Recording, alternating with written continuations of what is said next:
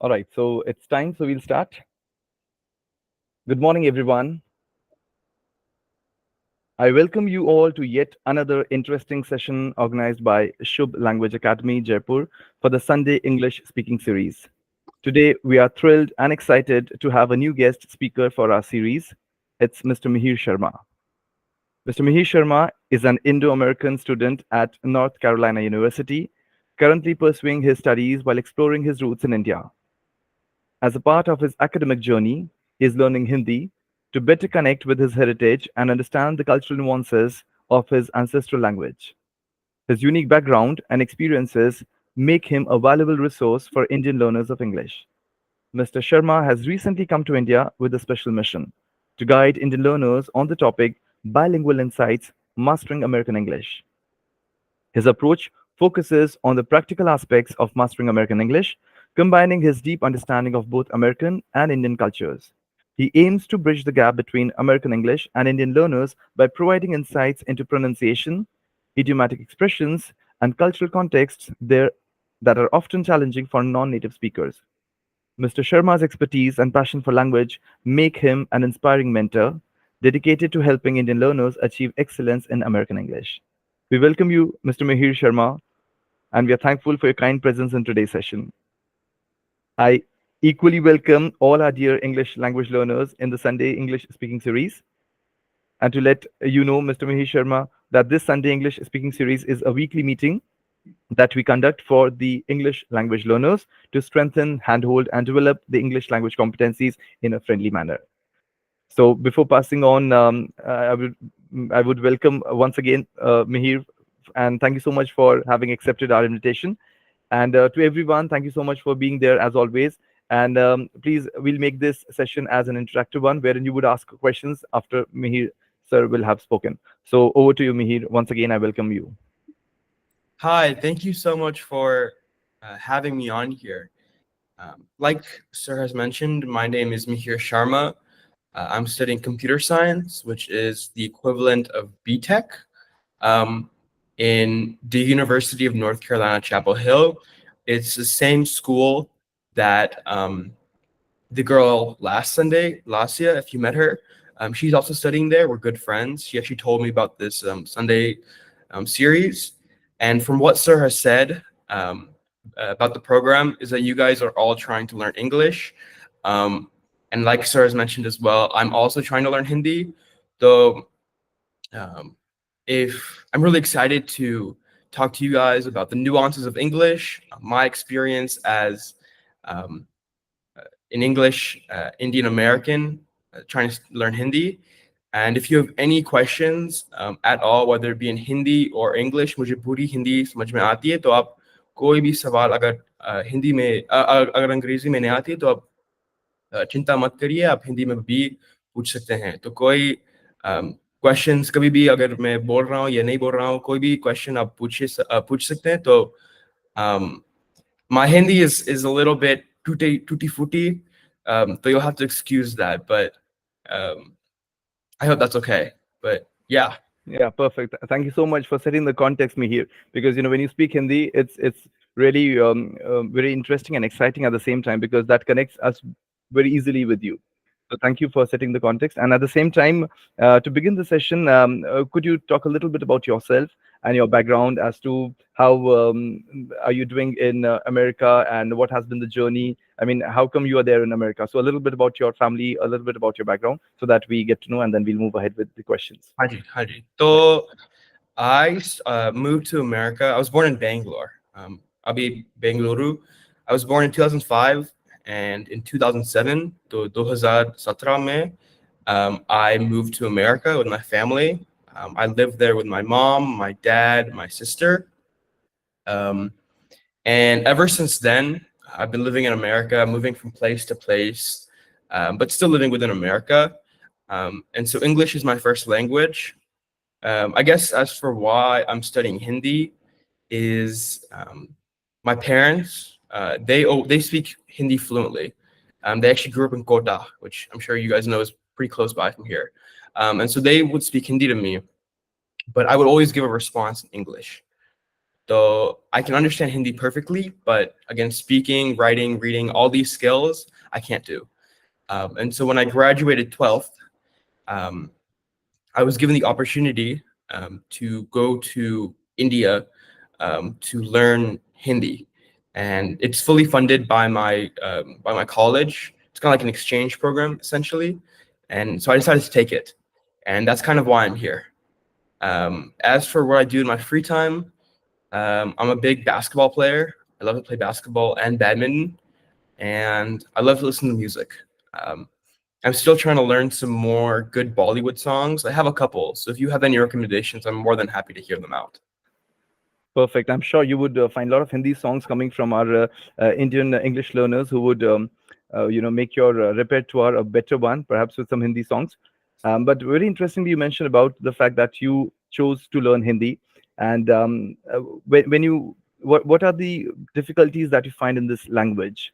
I mean, we can start something with Hindi. That when you see it academically in books and when you see it on the ground, because somehow our English learners would relate with the same thing when they hear people speak and when they read the same thing in the books. So, did you find that kind of a dichotomy, a difference between the bookish Hindi and the one that is on the ground? So, something about that. Yeah, that's definitely a challenge. Also, I'll talk about two things. The first one, like Sir mentioned, is that dichotomy or that change between like should English and like spoken English. Um, so for should English or very pure English, um, they use very, very long words that I'm sure you guys have read. If you're studying in an English medium textbook or English medium school, I'm sure you've seen those very, very long words that maybe you don't see in movies and televisions. And that can be really hard because in school, you're learning one form of English, um, and in the what do you call it? Like out and about, like in the streets, you're learning another type of English. It's the exact same for Hindi.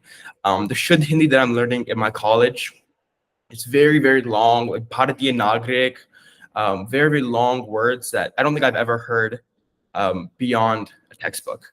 And that can be really hard for me, at least, and it's across all languages, that I go down to the streets or I go down to just the Garka Hindi, and it's very different. Like no one is saying Bharatiya Nagrik, right? Um, so for me, that was really hard to kind of balance learning should Hindi and learning kind of Karka Hindi. I'm sure it's the same for English. Another part that's really challenging for me, for Hindi at least, is that Hindi has a lot of characters, akshar, that doesn't exist in English. For example, if you think of dayar wala tha, the dayar wala tha versus the tamatar wala tha, ya fir the saath wala tha, the ending of saath, those three tha sounds are the exact same English. And so going from what should be the same to alag different sounds is very challenging. But I also know that it's the exact same for English speakers. So for example, one thing I've picked up is that imagine the v sound in Hindi, the vala, ya vakya, the v sound. In English, that's actually two different sounds. You either have the w sound, water, or the v sound, as in like Venezuela. So the same Hindi akshar v is in vala, that's two different sounds. So when you're learning English, make sure you can figure out which type of v is it. Is it the w, like water, or v, like Venezuela? Hopefully that answered your question. I know I kind of went on a little tangent. No, no, absolutely, absolutely. I think you very interestingly and very rightly mentioned me here about the Ghar ka Hindi and the Shuddh Hindi. So I think that is something that even our English learners they would face as a challenge. So when we take up things in an organized manner, in a structured manner, there are certain things that we have to learn. And when we watch YouTube videos or we get interacted, we get into interaction with the native speakers, then there is a twist in how things are done actually on ground. So how do you think there should be a balance between the two? And are both of them necessary to move ahead in language learning? How do you see it? And how can we balance the two? Um, I remember when I first came to India, I saw like the super duper should Hindi words, and I believed that because no one around me, like घर के घर में या the chai wala ne koi bhi no one uses the should Hindi words. So I thought that it wouldn't be useful to learn it. But I quickly figured out that's not the case at all. That's not true.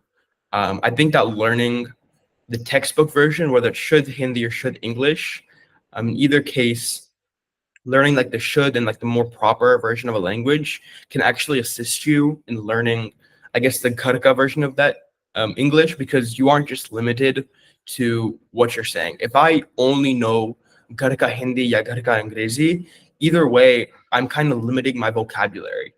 And I think that when you're learning a language, having as big of a vocabulary as you can be really, really helpful. So if you're in your textbook looking at English, really, really long English words, I want you to, or I think it's a good idea to not shy away from those words and rather be flexible and want to learn these really complicated English words, even if they seem like no one's using them. True, true. I think that's very right. What you say about the fact that we can limit ourselves, but then we cannot limit the world across, Yeah. because there would be people, they would be talking in their own ways, and being an effective communicator, it becomes a responsibility to understand what is being said. And for that reason, you have to develop your vocabulary. You don't have to limit yourself. So I think that kind of an experience, soaking oneself into those two kinds of approaches, the academic one, and the other one wherein you are really going into the language of the streets, how we say it. So that really makes sense. And I think somewhere in your discussion today, we are also going to delve into the slangs, the regular words that are being used by the Gen Zs in America, and how we, the English learners, can really pick them up. And if not, if even if you're not using them, we should be able to understand if a Gen Z person is talking to us, what this person really wants to say. So I think that's a very interesting point that you have made me here, that it's important not for your own self, but to be able to understand what the other person is saying.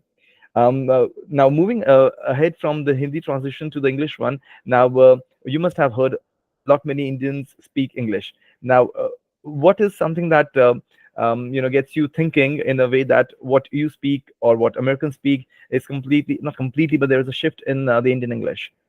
So, is there something that you have observed among the Indian speakers of English? How do they express? What are the words that they use, which are not exactly? Perhaps we won't be judgmental of saying that they're not. They're absolutely incorrect. Maybe that's not the right approach to move ahead. So, if you can throw some light on that, what has been your experience and some findings that you have seen in this span of time?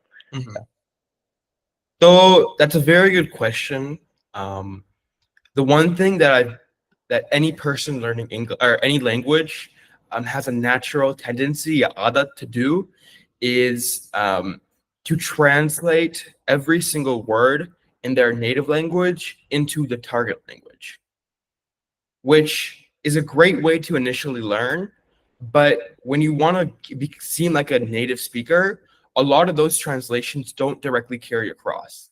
Jessica, what do I mean? A lot of in Hindi we have the phrase, yeah, words ek. Just say ek khar, ek vakya, whatever it is, ek, right? A lot of Hindi speakers will take ek for one and one, and they'll translate it directly to English, and they'll say every one house, every one sentence. It's not wrong, but as an English native speaker, when I hear that direct translation, I know that that's maybe someone who doesn't speak English natively. Um, Another example might be that in Hindi we use he and p a lot, right? Ye bhi karunga, ye hi karunga, right? These translations of he meaning only or p meaning also don't necessarily always come across directly. For example, a English learning Hindi speaker might say today only. When are you going to do this? Today only. They're converting it directly from aji karunga, which isn't wrong, but it's not necessarily how a native speaker might say it. A native speaker wouldn't say today only. They might say only today, right? Or I'm going to do it today, right? So I think to answer your question, sir, is that while translating one-to-one words is a great starting point, I think it's very easy to become complacent or to be isn't the best way if you really want to master becoming a native speaker. True, true. I think that gets me thinking on the fact that that's how we translate languages from our mother tongue to the foreign language that we are doing. And in our previous sessions, we had this MTI topic, which was like mother tongue influence that people have when they move from their own language to the foreign language. And but you have mentioned it in a very positive sense, Mihir, that it is something that we would meet on our way. That's something that is true. But slowly and steadily, perhaps we have to get away with that. So the point that when we say ek, we would translate that as one. And the people that I hear say, in Hindi, we would say alag or chota or so they would say different. They would say small. That actually shows that there is this Hindi presence in the English, which 100. is yeah, which is okay, which is we understand it because they have to transit from some base, that's for sure. And similarly, the way you rightly mentioned about he and be today only, maybe not saying today itself or only today and saying it in a different way, or they would translate light has gone, light has come. So they would do these kind of translations as well. But I think the good part of this translation is that they have started doing it and they have moved towards the journey of learning English.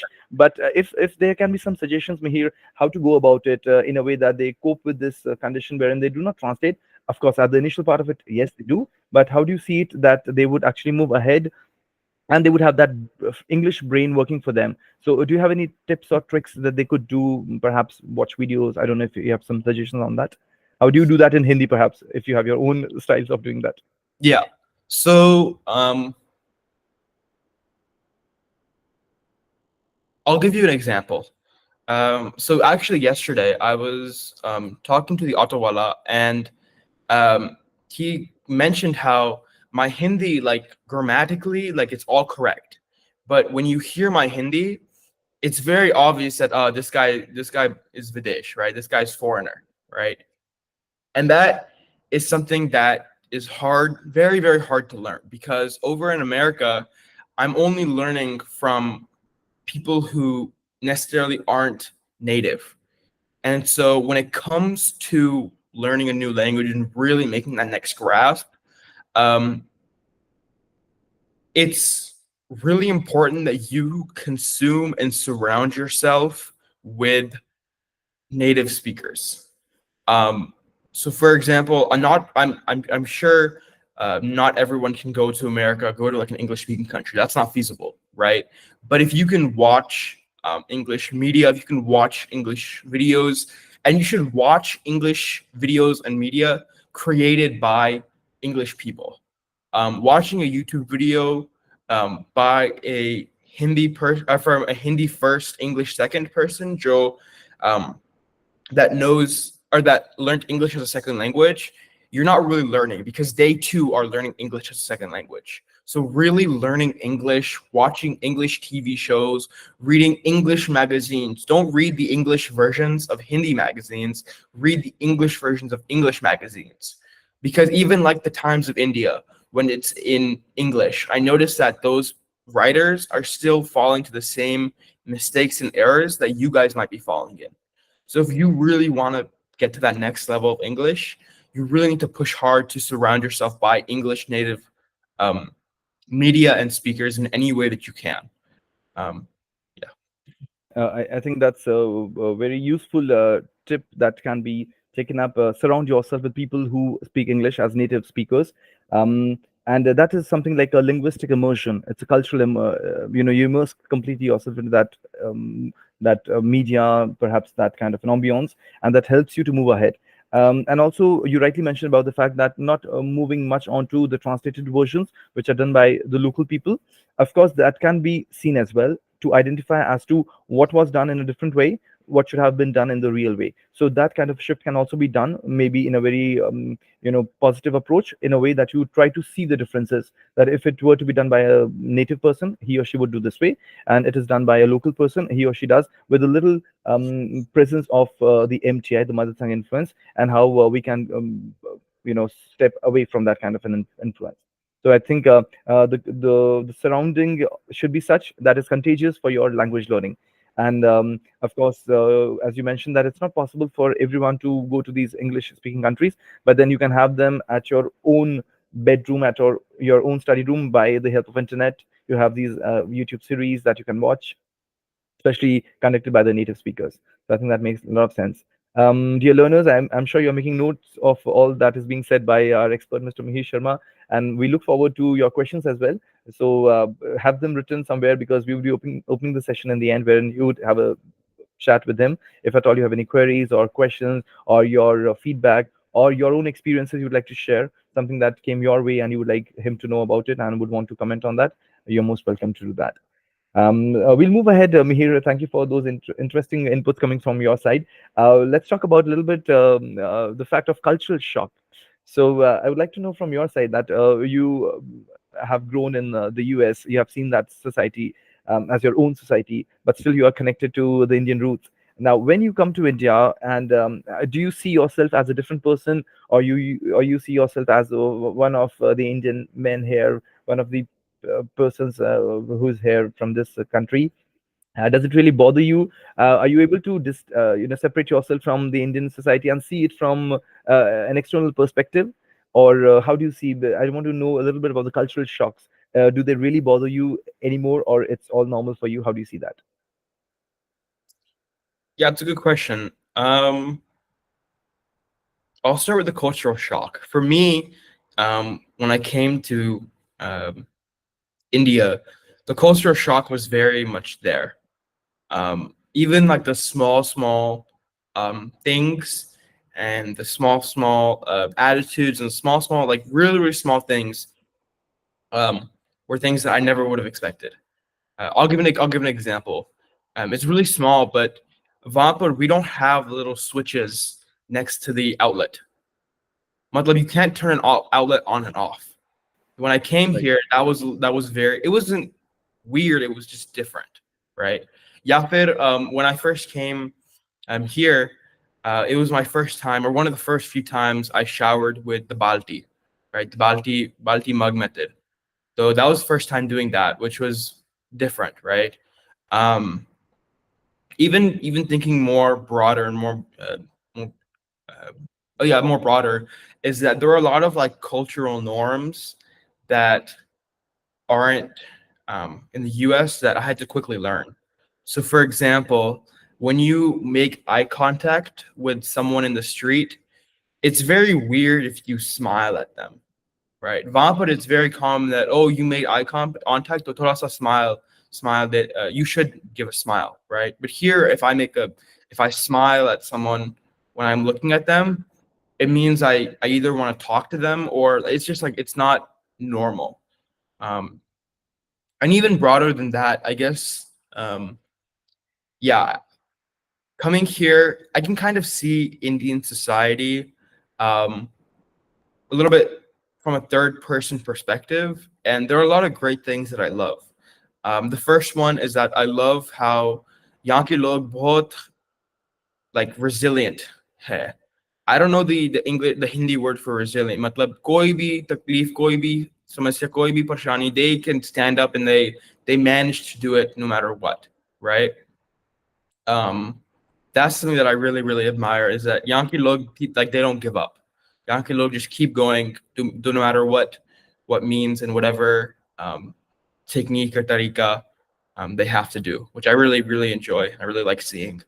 Um, yeah, I guess for me that was the biggest cultural shock. It's just like small things like that. Yeah. Right.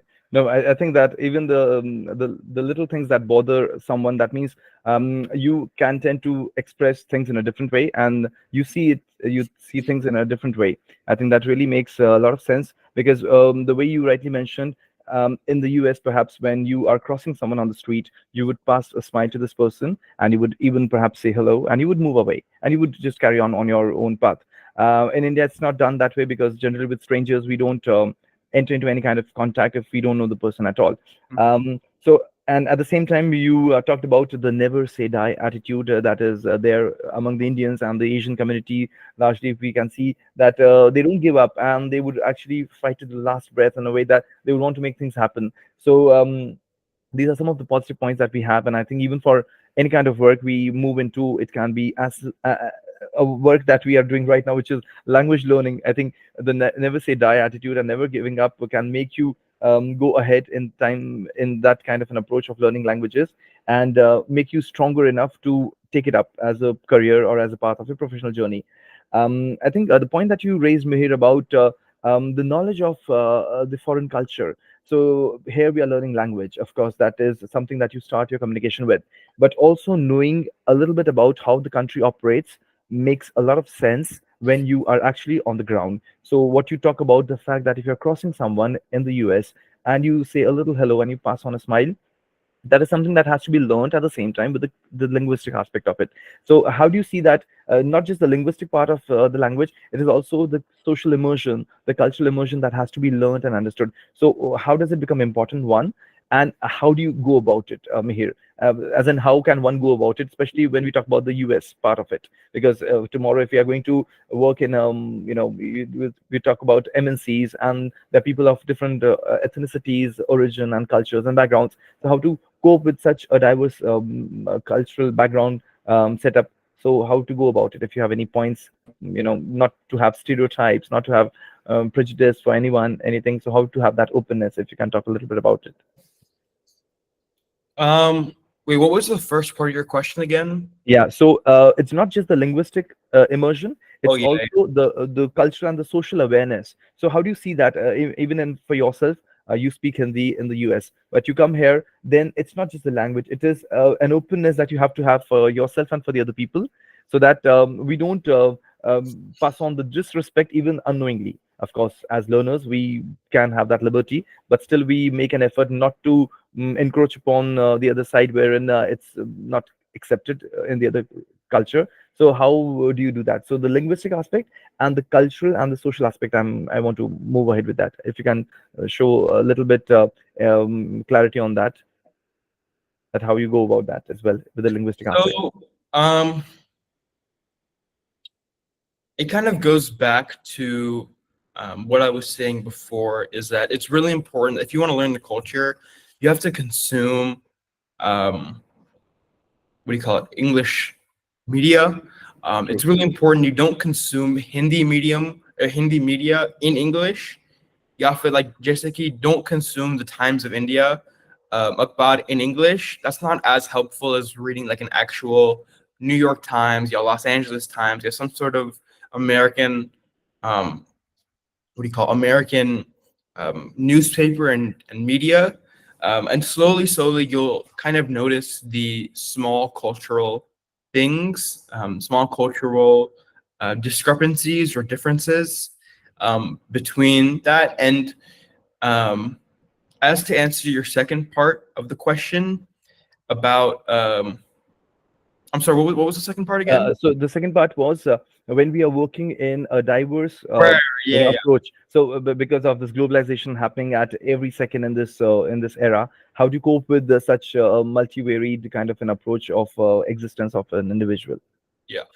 To answer that question, it's a little bit tricky, but um, like even for me, when I came to India, I said like by accident, obviously, I said a lot of offensive things because I had no idea that they were offensive. Um, but when it comes to working with people of very different ethnicities and backgrounds and diversity and all that, it's even for me I mean for everyone, it's very hard to know what you can say and what you can't say. Um, but and you're gonna 100% buck out. You're gonna make some sort of mistake, and I guess it's not about worrying that you're gonna make a mistake, but rather knowing that or being able to understand why you made that mistake and why you shouldn't say whatever you said.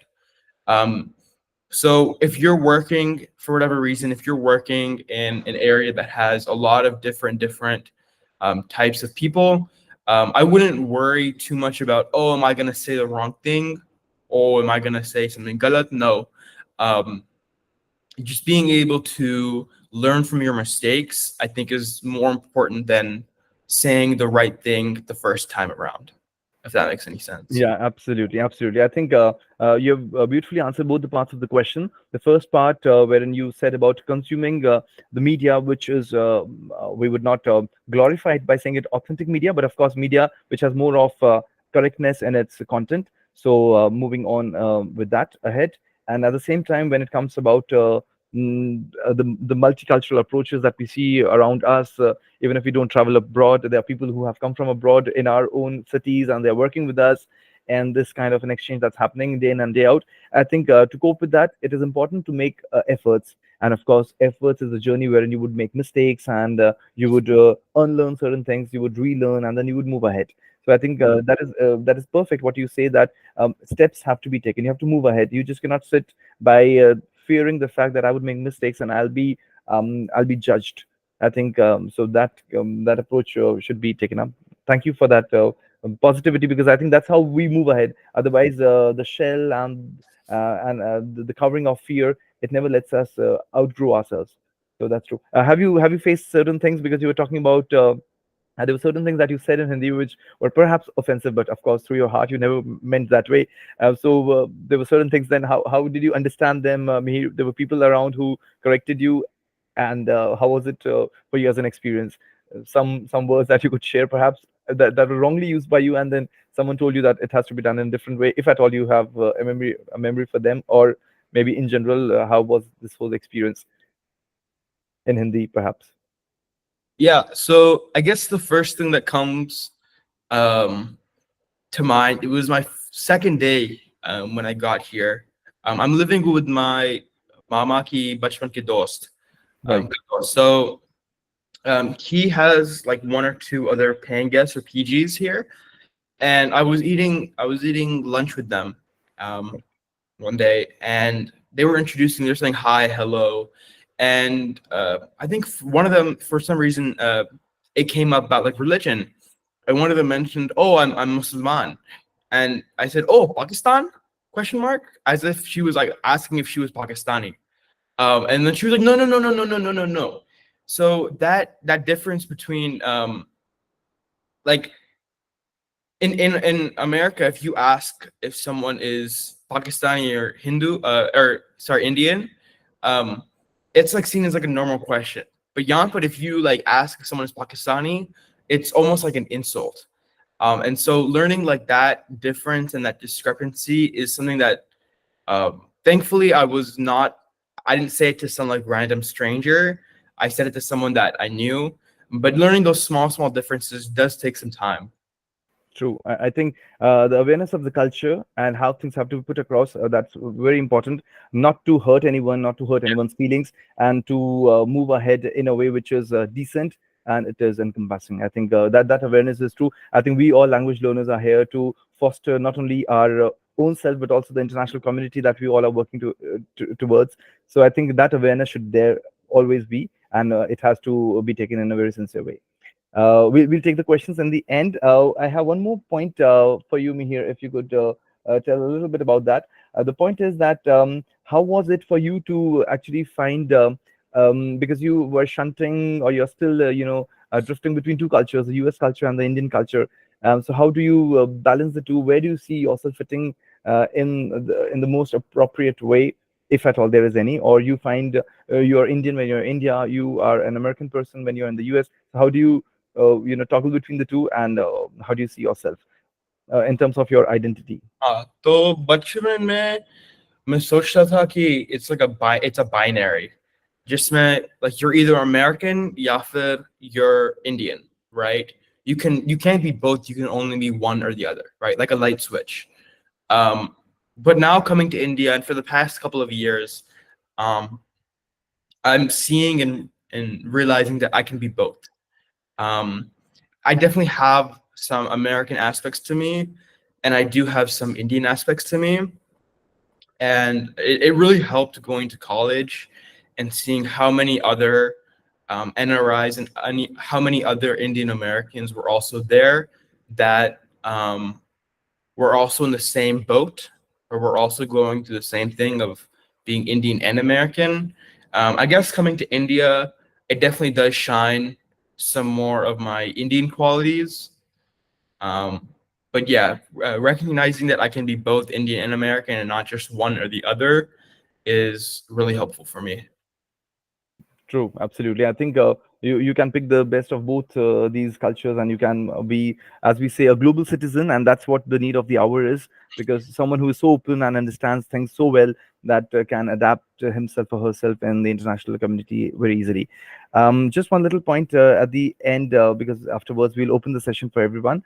If you could tell a little bit about me here, in the sense that how do you see that in India, the new trends that are coming up in terms of the globalized approach of the society. How do you see that coming in? Because earlier we used to see that there was always a lag of years. When things used to happen in the US, they would take some time to come to India in terms of the fashion, the trends, the technological developments and everything. But now it is everything is similar across the globe. How do you see that development happening in India, and especially with the fact that are we losing out on our roots and values and cultures? How do you see that happening? And does that make you worried about the fact that the things would be all similar in the days to come, or you would really want that there should be this difference of the origin of the native approach that things have for them? Yeah, so I have two answers to that. The first one is about language, and the second one is about culture.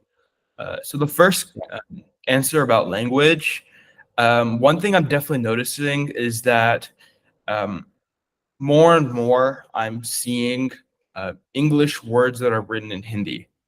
Like for example, I saw tea stall, but it was written in the Hindi scripture, like tea stall, or Uh-huh. like phone center, or dhaba, or not dhaba, but like food center or restaurant. Is these English words are written in Hindi script, which is very tricky for me because when I read Hindi, I'm expecting a Hindi word and I end up saying an English True. word, which is a little bit mind-boggling. But um, the other thing about culture is um, it seems like a lot of people in India, especially my generation, want to adopt Western values or Western sanskar, whether it be through clothing, language, culture, anything.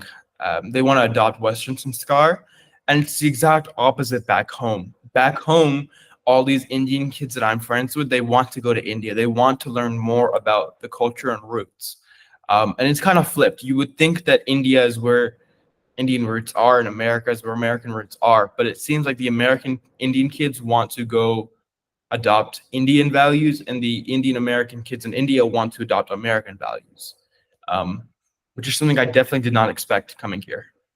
True. I think you rightly mentioned of the fact that something that we don't have, we long for it, we yearn for it. 100%. So that is something that pulls us and draws us closer to something that we don't have. So I think that exchange which we see among the US people towards an infatuation, a little concern, an attraction towards the Indian roots, and vice versa. So I think that's true, and we have to see how to balance it, because this is something that is inevitable. We cannot completely remove it because of so much of exchange happening, especially with the internet coming in as a great thing. Just at on a mobile phone, everything is there. So how can we expect that things be totally in a way that they are compartmentalized? They cannot be. So there would be a lot of exchange happening, but then to have your own roots and ethnicity intact, that's the effort that one has to make. So that was great. Thank you so much, Mihir, for all those wonderful insights. I think we'll open the session up for our dear learners who are perhaps eagerly waiting to say something to you or to share their own experiences. So now I'm opening the session. If at all you have any questions, dear students, something that you'd like to ask Mihir, or you would like to share your own experience, then please feel free to say any questions that you would like to ask. Tanu, Pooja, Pari, please feel free, because we are not, do not worry at all about, that you'd be judged or there'd be something wrong. No, please go ahead. You'd like to know something about the American culture, maybe the language part of it, or you are struggling with something that you feel that perhaps Mihir could bring some clarity and light onto it. आप हिंदी में भी पूछ सकते हैं अगर आप चाहें. आप हिंदी में भी पूछ सकते हैं. Oh, what a comfort we have. Yeah, please feel free to ask even in Hindi if at all you would like to ask to him something in Hindi, or maybe his own experience of learning Hindi. Why not? If you are intrigued to know as to what has been his journey, what bothers him the most, anything.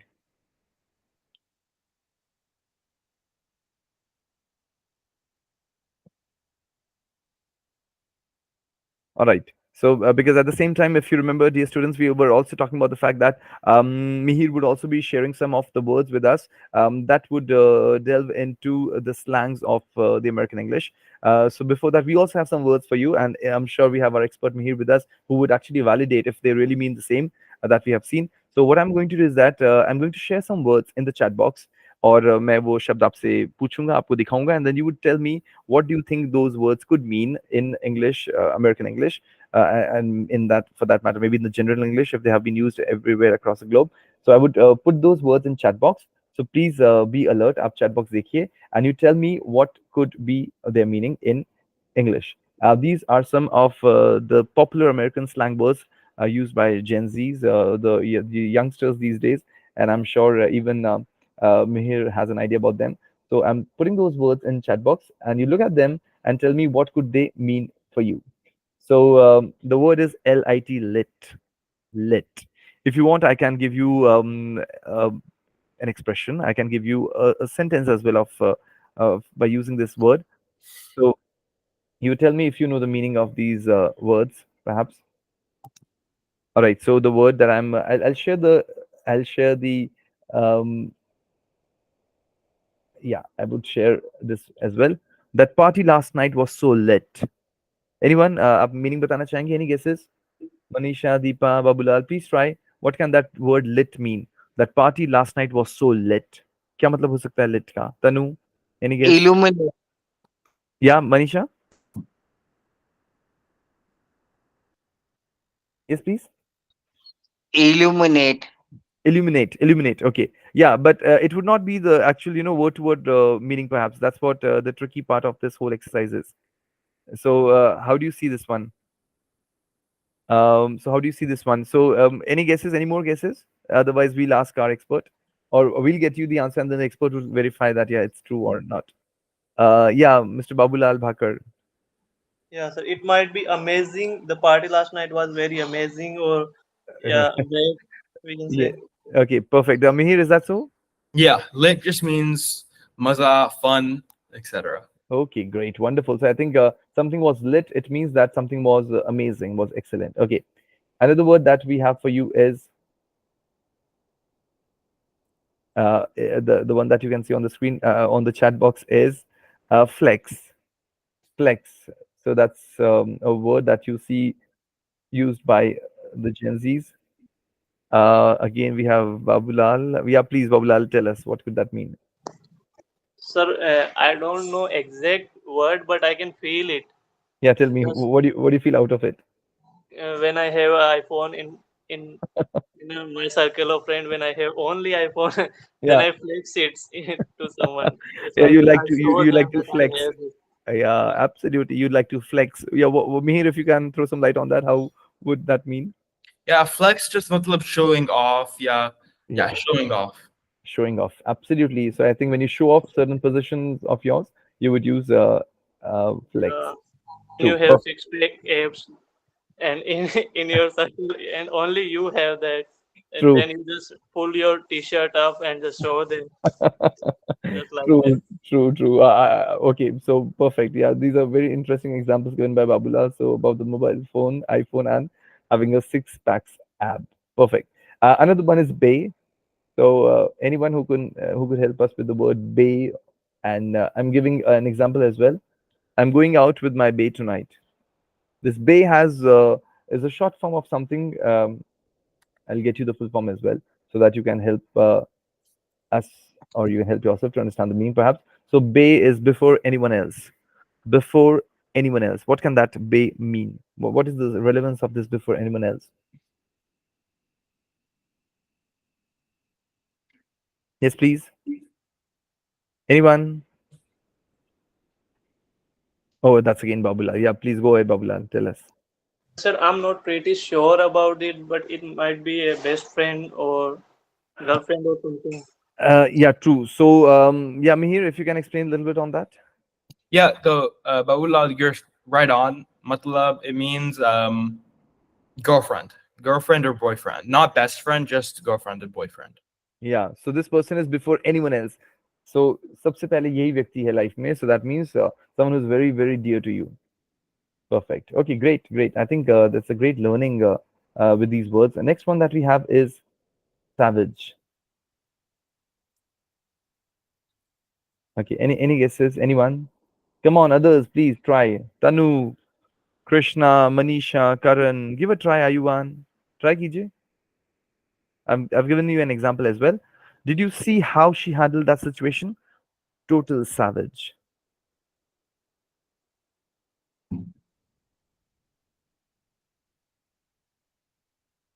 Yes, anyone? Yeah, Mihir, if you could help us with that word. Savage matlab like Fearless.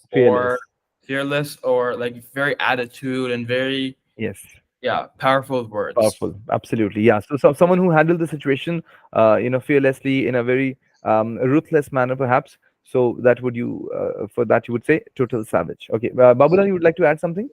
Yeah, so can we say badass? Uh, Yeah, similar, similar. Yeah, similar, similar, absolutely. Okay. Next one is a word that I would put across for you in the chat box. Please, everyone, look at this word. This should be number six. It should be number five. But anyway, I'm picking it from a list. So that's ghost. And how? What do you mean by ghost? Of course, that's not the monster or the devil or the evil. This is in a context which is he ghosted me to ghost. The verb is to ghost, and he ghosted me after our last date. So what can that mean? Tanu, if you would like to try this one. Manisha, just give a little try. Karan,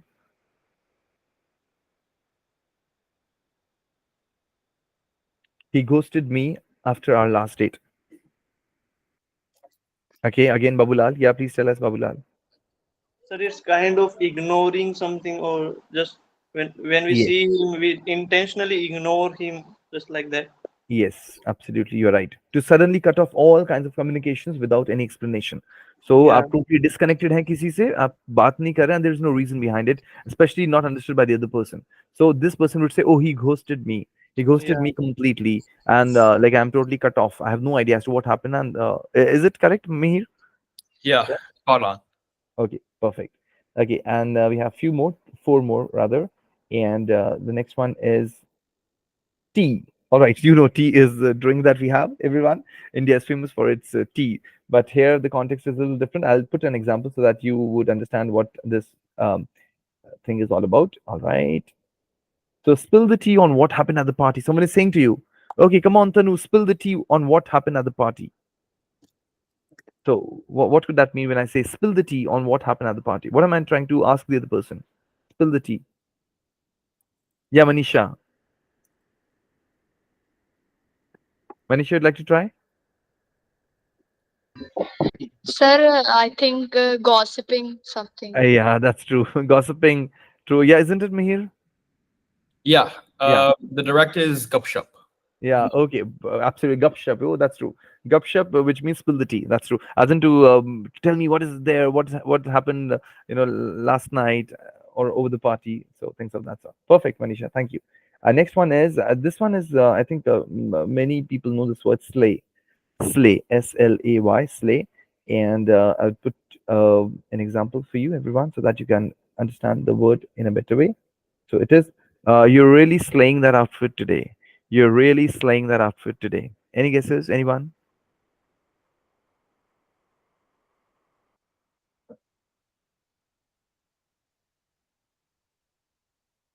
Any guess? Anyone? Yeah, I'm here if you could help us with that one. Slay matlab to do something really well. Oh, perfect. Yeah.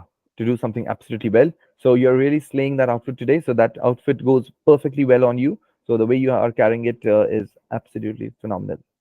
Okay, great. The next one is vibe. Vibe, vibe. So I'll get you an example for the same. It reads, the vibe at the concert was incredible. The vibe at the concert was incredible.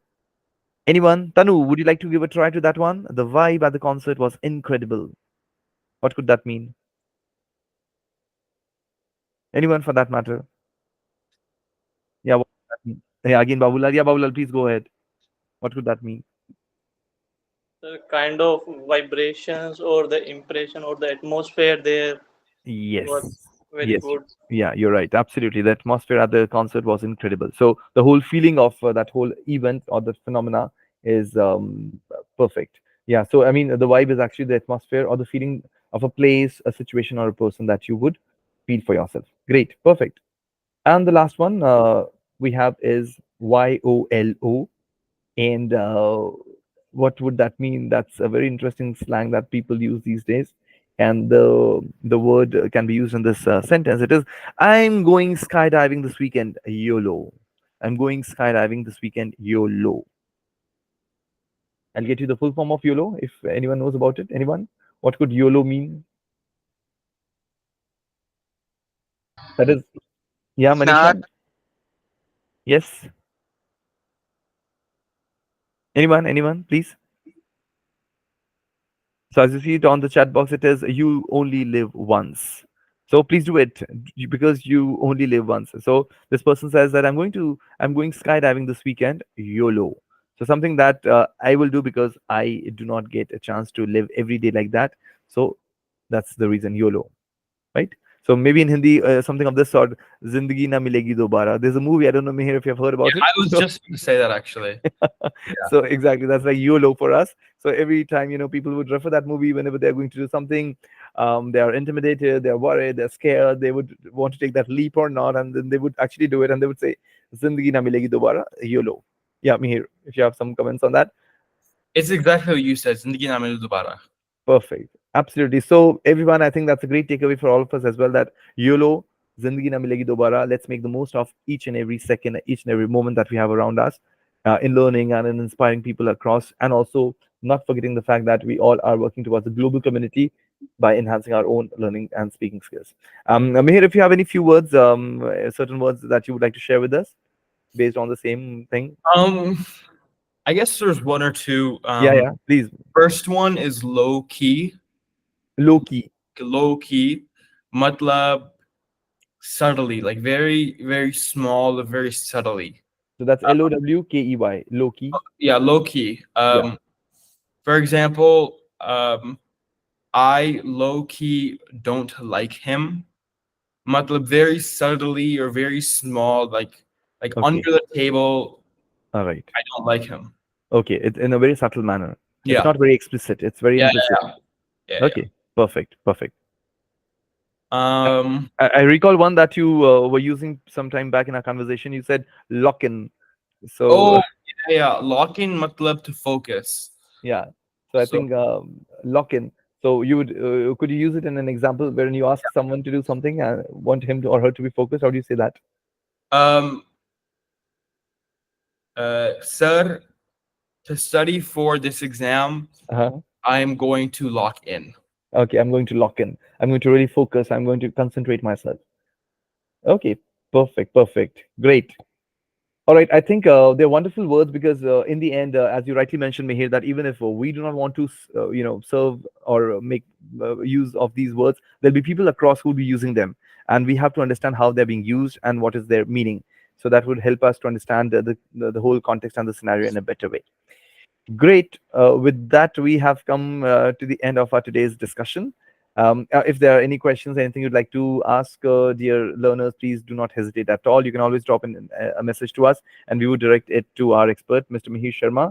And Mihir, I would like to thank you from the bottom of my heart for having accepted to be a part of this discussion and the beautiful insights that you have brought for all our learners, especially with your Indian association that you are Indian by heart, and of course with your mind and your the approaches you are American and how you see things in a different way. So that is something that was absolutely fantastic for us. I thank you once again for pulling time out for us, and we would stay connected with you. And dear students, thank you once again to all of you for your active participation, for making this whole session a fruitful one. And we look forward to such more rendezvous, such more meetings in the days to come on our Sunday English speaking series. which is a great opportunity for all of us, and which is brought to all of us by Shubh Language Academy, Jaipur. So with that, we are signing off. I thank you once again, everyone, and wish you a great day ahead. Thank you, Mihir. Thank you, everyone. Take care. Bye bye.